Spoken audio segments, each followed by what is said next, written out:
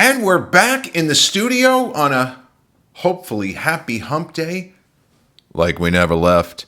Welcome to the Confessions of a Not So Dangerous Mind podcast. I'd like to thank you all for spending some of your happy hump day here with me in New York. Once again, we're going to skip past all that promotional jazz and get right to the guts of the episode. Well, I want you all out there in the peanut gallery across the fruited plain, such as it is, but wherever you are right now, I want you to think about the most uncomfortable cinema experience you ever had. Was there ever a time where you were at a movie, and not just that the movie sucked, but was it whatever was going on within the world of the film or whatever was going on in your life? Something was happening either on screen, in your life, in the theater, or in the immortal words of Chevy Chase, the answer is D, all three. When was your most memorable movie-going experience where you were so uncomfortable that you just wanted to disappear? You didn't want to be in the theater anymore, and it probably had nothing to do with the movie being terrible. It was some other issue. Something else was going on, and it felt as if your skin was crawling. And can I just hit reset on today? Can we reboot the Matrix and just have me not go to this movie, maybe with this individual today? No, thank you. I'm all set here. Well, dear listeners and dear viewers, my singular experience, the only time this ever happened, of being in a movie theater and realizing within 30 seconds of the film that I did not want to be here with the person that I was with, because what was happening on screen was already so uncomfortable for me to see and absorb with this individual. I wanted to tap out. I wish that I was in the Octagon, not in 1995, but I just didn't want to be there. The movie is Larry Clark's super controversial pseudo-documentary, which was not a documentary, Kids, which actually premiered at Cannes right around this time, 31 years ago in May of 1995. This was a movie that caused an enormous sensation in the early days of the internet era. The only time I had internet access was when I was at school, at New York University. They had internet access on computers, but it was very slow and buggy, and I knew some kids who had instant messenger, and it didn't really sound that exciting because when I would be in someone's dorm, they were always having trouble logging on. So, you know what? I don't really need this right now. Maybe the technology will improve. Spoiler alert, it did. But the movie Kids only cost $1.5 million to produce. And it ended up grossing, reports have indicated, as high as $20 million worldwide. It made about 7.5 to 8 in the United States. It ended up getting a legitimate indie film release, but it creeped into more mainstream theaters. And I think that it opened in the United States right around the same time, like within a week, in July of 1995, as The Usual Suspects, which had a staggered release pattern where maybe they weren't sure, is this going to play, even though there were some big actors in there. And then it got a full blanket release, The Usual Suspects I'm talking about, because the critical reception was through the roof. And that was an example of a film where the people behind it and the studios believed in it, but they weren't sure until it actually screened. So the movie Kids did not get great reviews. David Denby in New York Magazine was not a fan. And the film is set in and around Manhattan. It's supposed to be present day. But one thing that Denby said that I thought was funny, and he had a sense of humor, David Denby. He's retired now. But I laughed. He said, if you see this movie, when you walk out, you will need a shower. Now, I'd never read anything like that in any criticism, but I thought that was a riot. But oddly enough, David Denby was more right than he could have possibly known. So I read some reviews where the film, this is a movie you have to see. This is an urgent, a plea for young people, for us to listen to young people. Hey, I was a young person back then. I was 21. I was the same age at the time as a lot of the principals, the actors in the film, most of whom were playing younger. And this is a movie that is very negative, it is very depressing, but it feels real. And this is where you get the sort of blurring the lines between documentary and reality, because this is a fictional story that feels as if it was made without much of a script, or they had a concept, they had an idea. When I say they, Harmony Korine, who was the co-writer, he did another sort of culty film called Gummo, which a lot of younger Gen Xers think is incredible. I didn't see it. There were too many people that said, don't even bother. This film is, if you thought Kids was horrifying and not in a good way, you don't want any part of Gummo. So I never actually saw Gummo, but Harmony Korine, I think, wrote at least the outline of the idea for the movie Kids. And Larry Clark, who had been a successful photographer, documenting culture and subculture among young people in the 80s and 90s, he directed the movie. And the three principals in this film are a character called Casper, and I don't remember the name of the actor who plays Casper, but an actor named Leo Fitzpatrick, who didn't really have much of a career after this, plays the ostensible lead, Telly. And an actress who ended up becoming a pretty important figure in cinema as a sort of an alt sex symbol, and somebody who stood up and was counted with a lot of counterculture issues and people. I'm being very careful how I'm explaining this. Chloe Sevigny. And something that I didn't know about her casting in this film is that it was not actually supposed to be her who was in it. All of the main performers were what we would call non-actors, or they had not acted professionally, and in some cases had never taken acting classes. Well, it doesn't really matter. Brad Renfro supposedly had never taken an acting class when he was cast in The Client, which came out, was that 96 or 90? No, The Client was before Kids. That was 1994. Yeah, by the time of 1996, Brad Renfro did Sleepers, and then 97, 98, he did Apt Pupil with Sir Ian McKellen. But the role of Jenny, who I guess when you look back on it, maybe she's the central character, because the story seems to be filtered through her perception, even though the character of Telly, played by Leo Fitzpatrick, arguably has the most screen time. So an actress who was kind of infamous on the TV show 24, playing a character who was, I guess she was an assassin, and she was known on the internet message boards as Naked Mandy.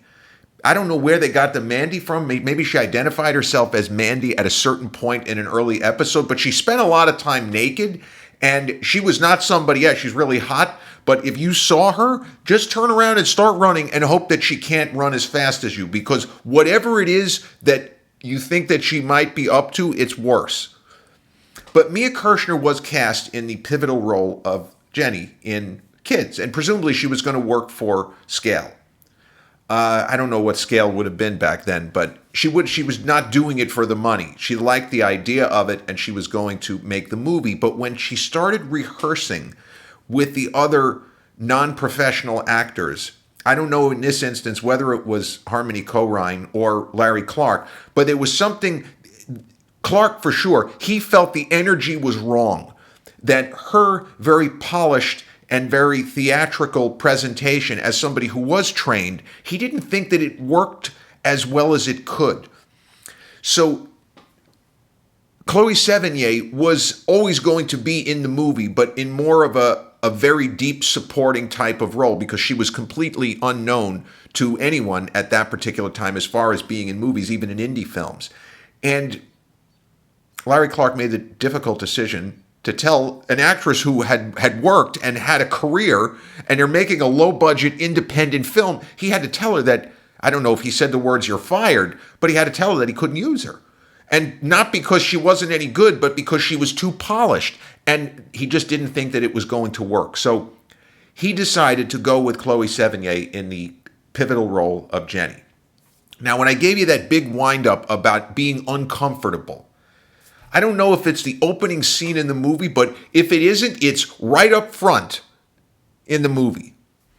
The film opens with the character of Telly about to have sex. Now, we think that he's kind of, I don't want to say he's underage. That's the wrong word. But this is not a story about a 25-year-old and a 13-year-old. This is not that movie. This is a movie about a guy whose entire process is to try to have sex with girls who he's pretty sure are virgins. This is his whole angle and his game, if you will. So here's this interesting actor who had, I thought, a bit of a peculiar affectation to his speech, a very natural performer, named Leo Fitzpatrick as Telly, and he is attempting to sweet talk this girl who I guess is supposed to be 13, and maybe he's supposed to be 15. Like, he's for sure not supposed to be in college. But it is so uncomfortable.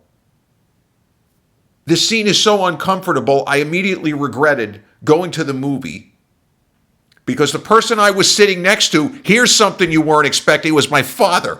I saw this movie with my dad, who would have been 52 at the time, the same age that I am now. Of course, my dad seemed a lot older to me when I was 21. At 52 now doesn't feel that terrible. But Dad was in good health. He just happened to have gray hair. And there must have been a review that he read maybe in the New Yorker, but something told him, we got to see this movie. I think everybody's going to be talking about it. So right away, 2 minutes into the film, I am sinking in my seat because not only is this sequence unbelievably uncomfortable, I was very angry and I was rejecting of what I was seeing in the film because I was calling bullshit on a lot of the proceedings. The film, I had a very visceral reaction to the movie, but not the right kind of visceral reaction. Because 21-year-old me, if we could forget Reboot the Matrix, if we could transport me of, summer 1995, we could transport that kid right here and he would be sitting next to me. There were certain questions that moron that I was, no offense, well, it doesn't really matter, but there were questions that he would have answered the same way as I would today. About life, about love, all of this stuff. But his answers would have rang hollow because he hadn't experienced anything. He hadn't lived. So what I saw in this movie, what I rejected, was not the idea, if you ask me, do I think it's gross what this kid is doing? Yes. But what I rejected was the idea that a loser, a clown like Telly, this guy's not getting any girls. He's not getting any girls. This part of the movie is a crock of shit. I didn't accept the notion that young people were having as much sex as we saw in this movie because I personally hadn't experienced any of it. This is fantasy. This doesn't exist. So I'm getting angrier and angrier as the movie is going along. And my father was also, he was like almost curled up in his seat. He was so uncomfortable, and he didn't say it, but he also was, it seemed like he was regretting our trip to the movies. Maybe we could have seen something else. What about that movie with Matthew Modine, Bye Bye Love? Maybe we should have seen that, But here we are stuck in this movie. And Chloe Sevigny is pretty incredible in the film. So she has a naturalistic quality to her, but she doesn't sound rehearsed. And she gives a pretty incredible performance. And her career ascended based on how strong she is in this film. And none of the other, at least to my knowledge, young actors in the movie went on to have, not that you would have a career like her, where she was able to balance, controversial films like The Brown Bunny with Vincent Gallo. Forget that. But movies such as American Psycho, where she plays a very sympathetic character to Christian Bale's American Psycho, Patrick Bateman, or maybe he's not. Maybe he's just a guy who's got a very vivid imagination. Maybe he actually is in Mergers and Acquisitions and not Murders and Executions. But she played a lot of really interesting roles. She's in a film that I think is the most underrated film noir of all time, Palmetto, with Woody Harrelson. She is really good in that movie. And she's fantastic in a film I talked about a few months ago for the channel, Shattered Glass, with Hayden Christensen as the real-life fabulous Stephen Glass. And she feels authentic, is what I'm trying to say. She feels authentic. So at the beginning of the movie, we see this horrendous scene of Telly de-virginizing a girl. I'm pretty sure that's the word that he uses. And it turns out the character of Jenny, who has only had sex maybe once, maybe twice, and it was with Telly, she finds out that she is HIV positive. And in the mid 1990s, not that it's okay now, but what we understand now is that modern medicine, for all of the jokes that people can make about the healthcare system, and I'm not going to get in anybody's way if they want to make all the jokes and get angry, but medicine has advanced to the point where when I was a kid, I thought that HIV was going to, I thought it was going to kill tens of millions of people, honestly. And the fact that it still was, you don't want any part of it in the mid-90s, but it was becoming less and less of an automatic death sentence. And this is something that is, I mean, going back and watching the movie, you may not understand why, if you are, kind of up on medical things today and treatments for certain conditions, you may wonder why the characters are reacting the way they're saying, well, it's not that big of a deal. You look at someone like Magic Johnson, who had almost made a full recovery by the time this movie came out, but there were still a lot of people dying. And there were still people who were scared. One thing that schools do, just say no, but we really got it beaten into us if we ever had unprotected sex. Here comes the Grim Reaper. I'm only exaggerating by a little bit. But she finds out that she has tested positive. And, she doesn't give that much in the way of self-reflection, but she knows what Telly is up to. She knows that his whole life seems to be centered around trying to have sex with as many virgin girls as possible. The more you think about it, the worse it is. So it's a quest movie. Like, that's not something that I was thinking of when I was 21, but this is a movie about a quest. And her quest is to find Telly, because it was not as easy to locate somebody in New York City as it would be now. If you have them in your phone or you follow them on Instagram and they go live, you'll know exactly where they are. But she spends the movie trying to find him. And basically, presumably, she's going to say, you got to stop doing this. You're going to hurt a lot of people. I don't know that she would have said you're going to kill a lot of people, but you can't be doing this. And Larry Clark intended this movie to be a cautionary tale. I don't think that it succeeds. I mean, the cautionary tale was, I wish I hadn't seen the movie, But now, all these years later, I don't regret having seen the film. And it is powerful in the way there are certain scenes that really doesn't feel like anyone is acting. There's a scene of a violent brawl that does not appear to be, it looks like the real thing. Medium Cool, the Haskell Wexler in the late 60s, where you have Robert Forster mingling with the crowd at the 1968 DNC, and then all of a sudden someone throws a firebomb, and there's Robert Forster. Bro could have got hurt. He could have got killed. There is an energy to this movie that I can't deny. And luckily, as the story unfolded, even though I was still very uncomfortable and was still not believing most of what was being portrayed, the film kind of held me in its grasp. The actor who plays Casper, movie kind of puts one over on you because he's actually the most likable character in the story, and then he does something at the very end almost to remind us, there are no winners here. There are no heroes here. There might be a couple of villains, but everybody has some good elements, I don't know about Telly, and bad elements. Every one of these kids is fucked up. They're all messed up in the head. And I walked out of the movie theater depressed and angry and frustrated, but with an understanding that this was not a terrible movie. I would have given the film 2 stars, and I was asked by a lot of people when I kind of reconvened at NYU in the fall of '95. We used to always caucus and who saw what movie over the summer, what was the worst movie of the summer, was the best movie. And I told people I really didn't like the movie, but this is a movie that should be seen. I feel like my reaction among people in our age bracket was a bit of an outlier because of the personal baggage that I brought to the film. Because think of it this way.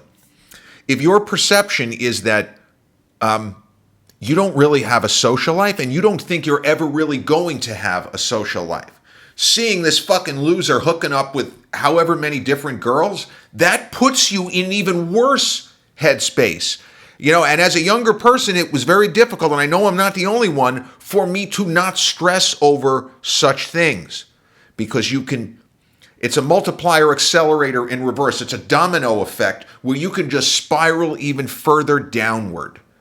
And this movie really put me it really put me in a negative mood. As if I needed that. My default setting was negative mood. You know, it's funny when you look back on stuff, and maybe you can identify with this too.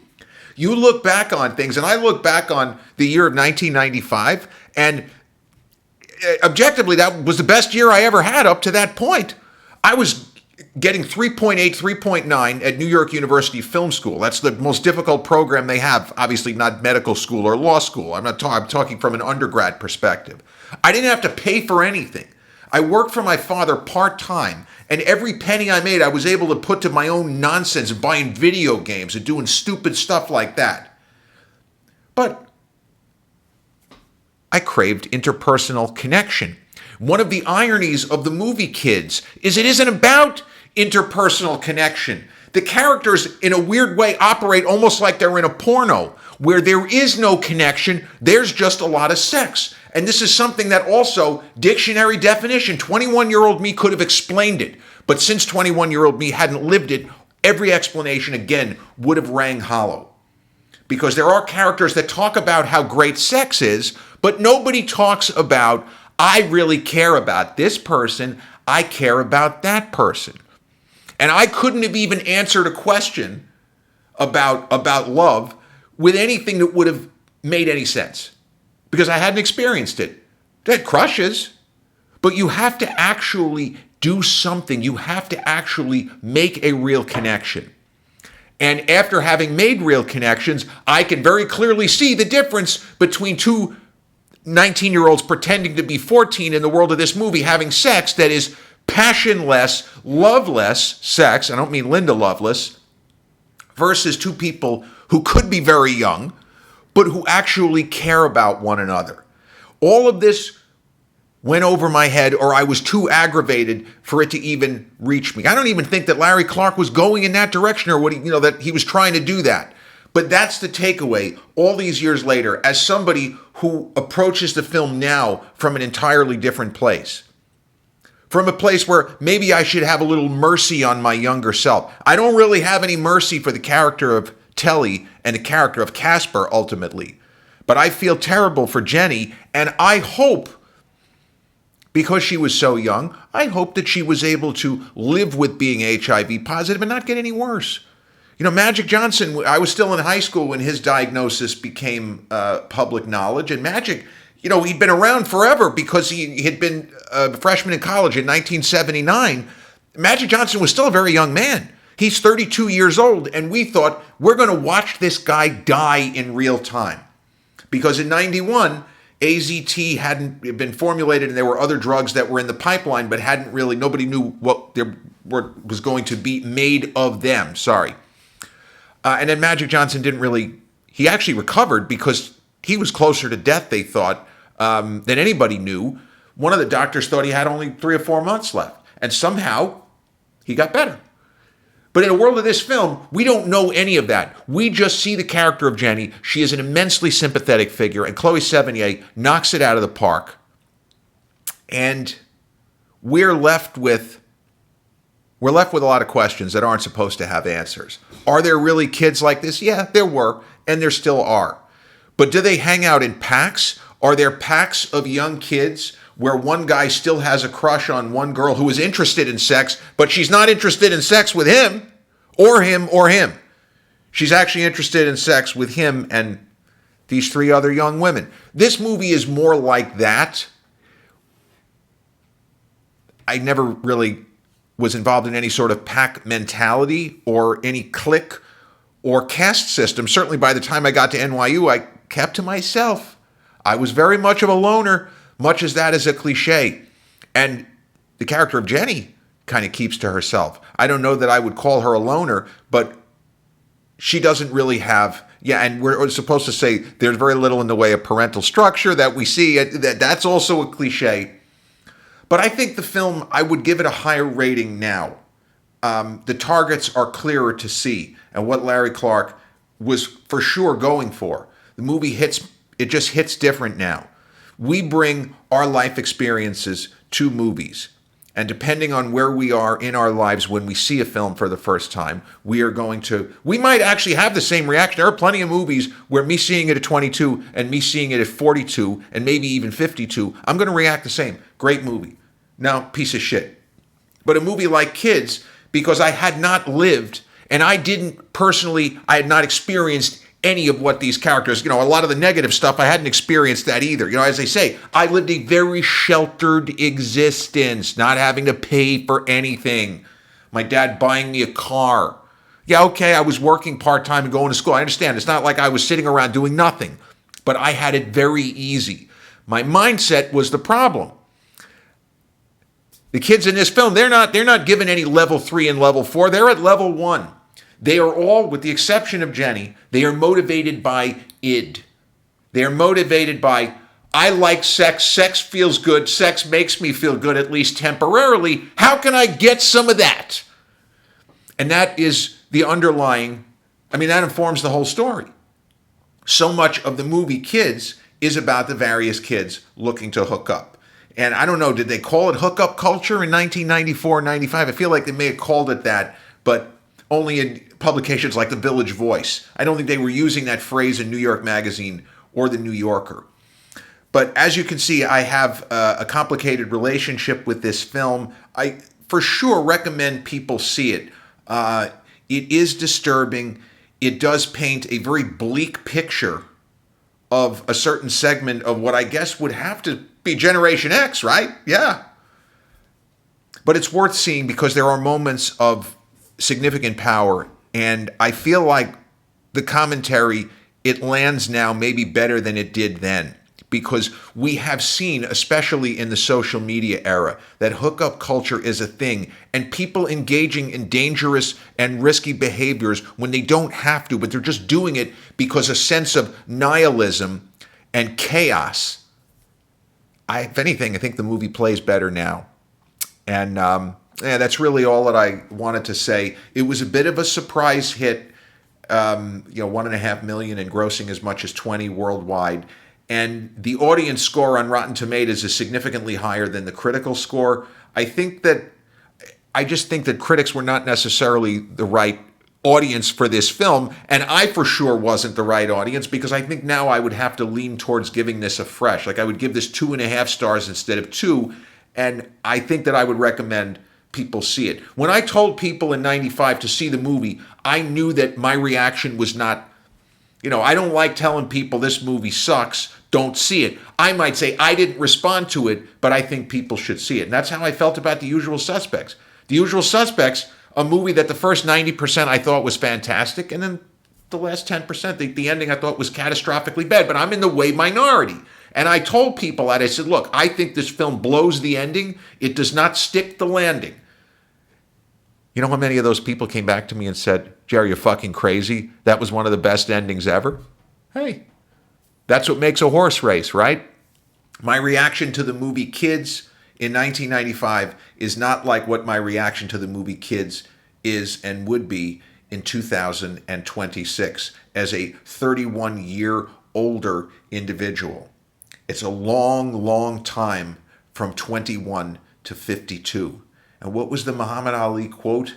The man who views the world the same way at 50, the man who views the world the same way at 50 as he did at 20 has wasted 30 years of his life. I like to think that I'm more enlightened, more receptive to differing ideas as an older person than I was as an angry, lonely, cynical, sullen, perpetually sarcastic 21-year-old Generation Xer. So those are my thoughts on Larry Clark's controversial 1995 film Kids, starring Leo Fitzpatrick and Chloe Sevigny in a really marvelous performance. And I'm going to spare you the exaggerated wrap-up. I wish I could record in here more often. I'm really busy. My homeowner era, I've got a lot of stuff that I have to do at a given day. I wish that I could sit home eating potato chips and onion dip like when I was a kid and just really not doing anything and just recording. But,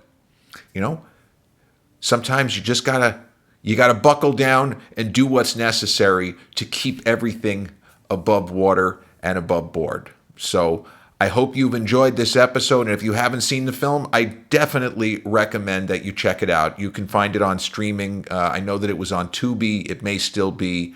And yeah, I hope you had a good Wednesday. And I appreciate you tuning in to my episode on the movie Kids. Peace.